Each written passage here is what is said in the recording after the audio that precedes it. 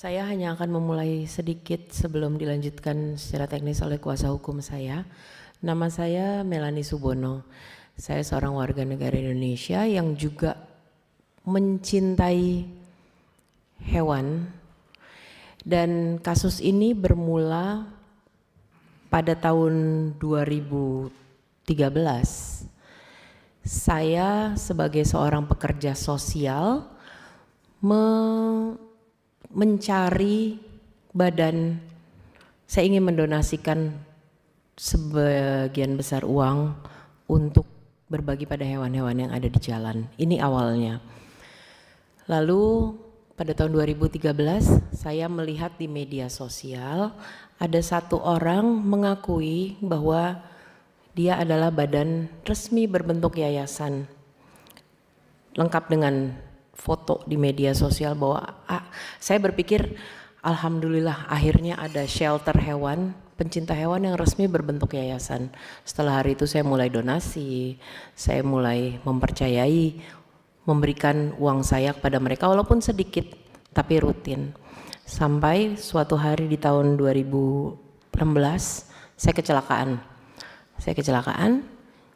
Saya berpikir karena saya punya banyak hewan di rumah, saya akan menitipkan ke badan ini karena toh dia resmi berbentuk yayasan.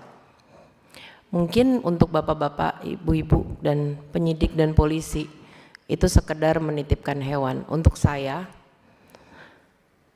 itu seperti menitipkan anak. Pendek kata, hewannya mati. Sampai sekarang tidak ada kabar, saya tidak tahu apa yang terjadi, tapi akhirnya itu membuka jalan lebih luas lagi. Saya melaporkan, tapi pada tahun itu Undang-Undang Perlindungan Satwa Domestik mungkin belum luas. Dari laporan awal, beliau yang terlapor terselip omongan sendiri, mulai secara tidak sengaja ngomong, wah saya nggak punya surat yayasan, wah intinya mulai berbeda dengan apa yang selama ini diomongkan di media sosial. Lalu saya mulai menggunakan ide, saya mencoba pergi ke Kemenkumham, saya ke Kemensos dan ke kementerian-kementerian lain yang pelan-pelan akhirnya mulai mengirimkan surat bahwa iya Mel, ini ternyata belum ada bentuk yayasannya, iya orang ini tidak boleh galang publik donasi dan lain-lainnya. Hari ini tahun ke-8, surat kementerian semua yang keluar juga sudah menyatakan bahwa apa yang dilakukan salah. Sampai hari ini beliau bahkan saya memiliki video pengakuan yang beliau mengakui, oh ya saya belum yayasan, oh ya ini itu, dan mengakui kesalahannya.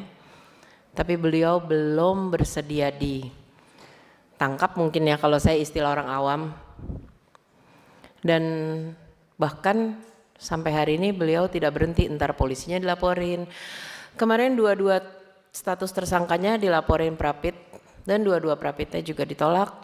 Dan hari ini saya dengar lagi penyidiknya juga ada yang dilaporin lagi. Saya sebagai warga negara cuma berpikir sulit ya. Saya mengalami kondisi di mana bertahun-tahun ini mendengarkan polisi ngomong ke saya, ya elah mbak anjing aja dibegituin, ya elah mbak duit 20 juta doang. Dengar tuh meja sebelah berapa berapa triliun laporannya. Jadi dari situ saya sadar, oh iya ya. Dan terbukti hari ini tahun ke-8 dengan video pengakuan, dengan status tersangka, dengan Prapit yang ditolak, dengan apapun, beliau belum bisa ditahan. Beliau belum bisa ditahan dan emang kasus saya kecil. Tapi untuk saya,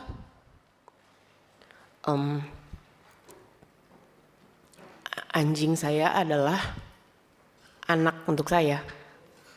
Dan kasus ini yang akhirnya mendorong waktu itu audiensi awal perlindungan satwa domestik sampai terjadi undang-undangnya sekarang. Tapi anjing awalnya pun belum berhasil diselesaikan kasus. Dan sampai hari ini walaupun dengan teguran berkali-kali dari Kemensos, tanpa berbentuk yayasan, orangnya masih bisa galang donasi publik ke rekening pribadi yang harusnya secara hukum juga tidak boleh. Orang ini sangat aman, entah kenapa. Jadi saya bertanya-tanya, apa emang ada orang kuat yang nggak bisa ditahan ya, apapun itu. Gitu.